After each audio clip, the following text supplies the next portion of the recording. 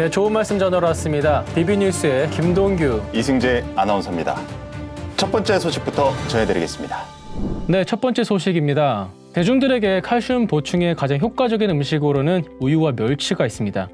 하지만 우유와 칼슘의 관계는 관련 업계의 광고로부터 심각한 오해의 소지가 있다고 하는데요. 우유에는 뼈 건강에 도움이 되는 칼슘이 포함되어 있지만 칼슘이 체내 흡수율이 30% 내외로 낮은 영양소인데다가 우유에는 칼슘을 배출시키는 인이 칼슘 못지않게 들어있기 때문입니다. 또한 채식주의자들에게 멸치 역시 섭취할 수 없는 음식인데요. 그렇다면 채식주의자들이 섭취할 수 있는 음식 가운데 칼슘이 많이 포함된 식재료는 무엇이 있을까요? 짙은 녹색 채소들 가운데는 칼슘 함량이 높은 채소가 많습니다. 시금치의 칼슘 함유량은 70g에 약 100mg 정도로 녹색 채소 중 가장 많은 것으로 나타났는데요. 한국인들이 좋아하는 시래기 100g에는 108mg의 칼슘이 포함되어 있습니다. 봄철 무침이나 된장국으로 즐겨 먹는 달래 역시 100g에 125mg의 칼슘이 포함되어 있고요. 브로콜리 100g에는 100mg의 칼슘을 제공하며 케일 100g에는 칼슘이 약 180mg이 들어있습니다. 하지만 칼슘 함유량만큼이나 중요한 것이 바로 칼슘 흡수율인데요. 시금치의 경우 녹색 채소 가운데 가장 높은 칼슘 함량을 자랑하지만 흡수율은 5%에 그칩니다. 이에 칼슘 섭취를 목적으로 한다면 흡수율이 약 50%인 브로콜리나 케일을 통해 섭취하는 것을 권장드립니다. 견과류 가운데는 아몬드가 탁월합니다. 아몬드는 30g당 75mg으로 견과류 중에서는 가장 많은 칼슘을 함유하고 있는데요.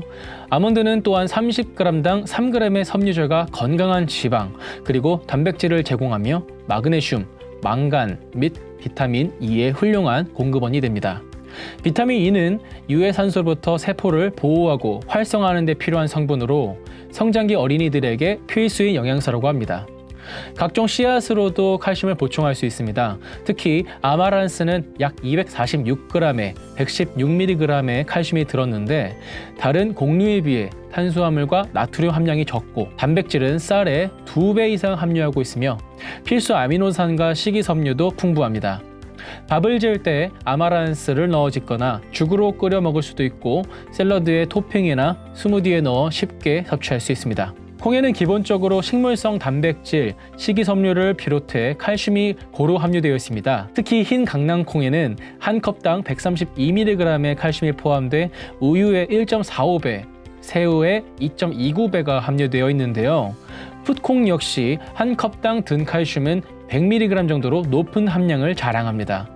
병아리콩과 강낭콩이 각각 한 컵당 99mg과 93mg으로 뒤를 잇습니다. 마지막으로 두부, 템페와 같은 콩 가공식품 역시 칼슘 함량이 높습니다. 두부 한 모에는 우유 한 잔에 들어있는 칼슘의 약 4배가 함유되어 있으며 하루에 필요한 칼슘의 37% 정도를 섭취할 수 있습니다. 또한 두부에 포함된 레시틴 성분이 두뇌 발달은 물론 기억력을 향상하는 데 도움을 주며 비타민 B, E는 항산화 물질로서 세포의 노화를 억제하는 역할을 한다고 합니다. 채식주의자들이 식물성 단백질을 효과적으로 얻기 위해 섭취하는 템페에도 칼슘이 다량 함유되어 있습니다. 템페 한 조각에는 일일 권장량의 9%를 채울 수 있는 칼슘이 포함되어 있으며 저열량일 뿐만 아니라 식이섬유가 풍부해 포만감을 주고 변비와 다이어트에 효과적이라고 합니다. 동규 뉴스의 세 줄 요약을 보시죠.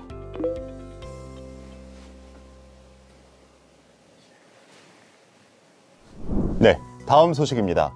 전 세계가 기후위기에 대응하기 위해 힘쓰고 있는 가운데 최근 한 연구에서 현재와 같은 수준으로 기온 상승이 진행될 시 10년 뒤 기후 상승 목표였던 1.5도에는 무조건 도달할 것으로 나타나 충격을 자아내고 있습니다. 지난 30일 미국 CNN과 영국 가디언 등의 보고에 따르면 스탠퍼드대와 콜로라도 주립대 연구팀이 인공지능 AI를 이용해 향후 지구 기온 상승 시간표를 예측한 결과 산업화 전보다 지구 온도가 섭씨 1.5도가 높아지는 시점이 2030년대 초반에 도래할 것으로 나타났습니다. 연구팀은 AI를 활용해 언제쯤 산업화 전 대비 1.5도 상승과 2도 상승이 이루어질지 분석한 결과 AI는 현실화 가능성에 따라 높은, 중간, 낮은으로 세 가지 시나리오를 내놓았으며 이들 모두 2033년부터 35년 사이에 지구 온도가 산업화 이전 대비 1.5도 높아진다는 결과가 나왔습니다. 약 10년 후면 탄소 배출량 감축 여부에 관계없이 지구 온도가 산업화 이전보다 1.5도 높아지면서 파리 기후협약 목표 범위를 벗어난다는 것입니다. 2도 상승 시점에 대한 예측은 더 우려스러운데요. AI는 앞으로 반세기 동안 지구가 넷제로를 달성하더라도 이번 세기 중반에 2도 상승에 도달할 가능성이 크며 2065년 이전에 지구 온도가 2도 상승할 확률은 무려 80%에 이른다고 예상했고, 탄소 배출량이 여전히 높은 수준을 유지할 경우 2도 상승 시점은 2050년 이전이 될 확률도 50%나 됐습니다. 이는 앞서 유엔 산하 기후 변화에 관한 정부 간 협의체 IPCC의 2022년 발간 보고서와 상이한 내용으로, 당시 보고서인 낮은 배출량 시나리오는 이번 세기 말까지 지구 온도가 2도 상승할 가능성은 작다고 예측을 했었는데요. 연구팀에 따르면 이번 예측을 분석한 AI는 꽤 신뢰할 수 있는 모델로 1980년부터 2021년 사이 과거 데이터를 입력해 테스트한 결과 1.1도 상승 도달한 시점을 2022년으로 정확히 예측한 것으로 나타났습니다. 가디언은 이번 연구로 제시된 새로운 방식의 예측을 통해 탄소 배출을 억제하고 이미 나타난 기후변화 현상에 대응하는 것이 더 시급한 일임을 알 수 있다고 지적했습니다. 이번 연구를 이끈 스탠퍼드대 지구시스템과학 노아 디펜버 교수님을 만나보도록 하겠습니다. 넷제로 달성까지 앞으로 반세기가 걸릴 경우 지구온도 2도 상승에 충분할 만큼 이미 지구온난화가 진행됐다는 뜻입니다. 이번 연구가 국제사회 목표 달성을 실패했다는 관점보다는 더 심각한 상황을 피하기 위한 동기부여로 받아들여야 한다고 생각하는데요. 지구온도 1.5도 상승의 목표를 맞출 게 아니라 앞으로 지구온도 2도 상승을 피하는 것에 중점을 둬야 한다고 말하고 싶습니다. 여러분, 지구의 온도가 상승하면 어떤 것들이 변하게 될까요? 당장 지금만 봐도 과거 국민 식재료로 각광받던 명태가 이제는 더 이상 국내에서는 찾아보기가 힘든데요. 그 이유가 바다의 온도 상승으로 명태의 서식지가 바뀌었기 때문입니다. 앞으로 기온 상승이 불러올 파장은 우리 사회의 변화에 큰 영향을 줄 것임은 분명합니다. 앞으로 전 세계적으로 탄소 배출에 날을 세우지 않는다면 사계절이 아름다운 우리 대한민국도 봄, 여름, 가을, 겨울이 아니라 봄과 가을은 없는 여름, 겨울만 남게 될지도 모르니까요. 마지막 소식입니다. 가치 소비가 중요한 소비 트렌드로 떠오르면서 친환경을 전면에 내세운 기업이 늘어나고 있습니다. 주위를 둘러봐도 저탄소, 탄소 제로, 친환경, 100% 재활용 등의 광고 문구는 어렵지 않게 찾아볼 수 있는데요. 하지만 실제 제품이 탄소를 적게 발생하는지, 환경에 얼마나 영향을 미치는지 알 수 없을 뿐더러 재활용이나 생분해가 되지 않는 경우도 많은 것으로 나타났는데요. 이에 정부가 그린워싱을 막고자 과태료를 신설해 운영하기로 했습니다.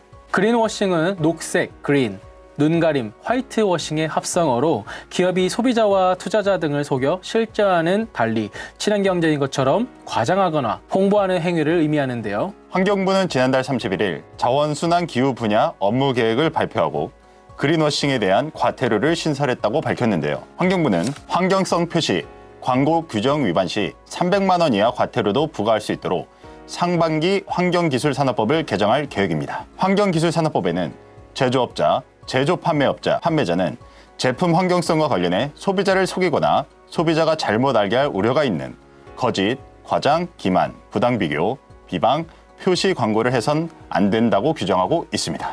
하지만 실제로 이를 어길 시 받는 처벌에 대해서는 미비한데요. 현행 환경기술법은 환경성 표시, 광고 규정 위반 시 처벌로 벌금과 부당 이득을 환수하는 차원의 과징금만 규정돼 기업이 단순 부주의로 규정을 어겼을 때 마땅한 처벌이 없어 이에 대해선 행정 지도만 하고 그치는 사례가 많다고 합니다. 요새 기만자라는 이런 키워드가 되게 많이 있는 것 같은데 대기업들이 아무리 기만을 해봤자 저희 같은 일반 소비자분들은 알 수가 없잖아요. 근데 이렇게 정부가 앞장서서 뭔가 잡아준다고 하니까 굉장히 안심도 되는 것 같아요. 네, 앞으로 친환경이나 무독성 같은 포괄적 표현을 이제 하시게 되면 이제 환경성 표시나 광고 규정을 위반하시면 과태료가 부과될 예정에 있습니다. 예. 그린워싱 문제는 비단 우리나라만의 문제가 아닌데요. 전 세계적으로 소비자들의 환경에 대한 인식이 높아지면서 친환경 제품을 선호하는 경향이 늘어나자 무분별한 그린워싱 사례들이 증가하고 있습니다.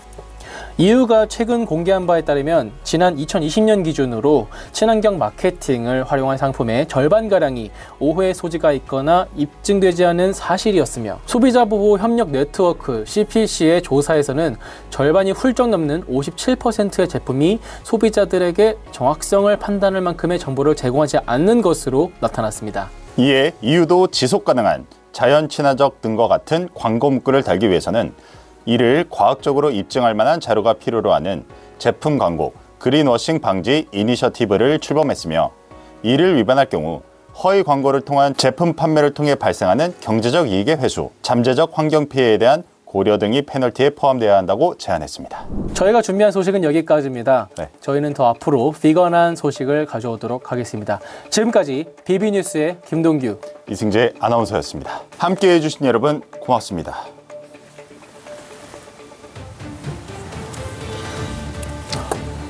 수고하셨습니다. 네. 수고하셨습니다. 수고하셨습니다. 수고하셨습니다. 고맙습니다.